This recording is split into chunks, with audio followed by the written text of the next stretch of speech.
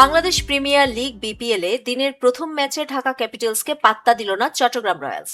দলের দুই opener Adam রশিংটন ও মোহাম্মদ নাইম শেখের 50-তে ঢাকাকে 10 উইকেটের বিশাল ব্যবধানে হারালো সাগরপাড়ের দলটি। ম্যাচের শুরুতে ব্যাট করতে নেমে সবকটি উইকেট হারিয়ে মাত্র 122 রান করে ঢাকা ক্যাপিটালস। জবাবে 44 বল ও 10 উইকেট হাতে রেখেই জয় নিশ্চিত হয় চট্টগ্রামের। 123 রানের মামুলি টার্গেটে ব্যাট করতে নেমে শুরুতেই খেলতে থাকেন দুই ওপেনার অ্যাডাম রশিংটন ও মোহাম্মদ নাইম শেখ। দুজনের অপ্রতিরোধ্য 123 রানের জুটিতে জয় নিশ্চিত হয়ে যায় চট্টগ্রামের। দুজনই 50 দেখা পেয়েছেন। মাত্র 36 বলে 9টি 4 ও 2টি 6-এর সাহায্যে 60 রান করে অপরাজিত থাকেন রশিংটন।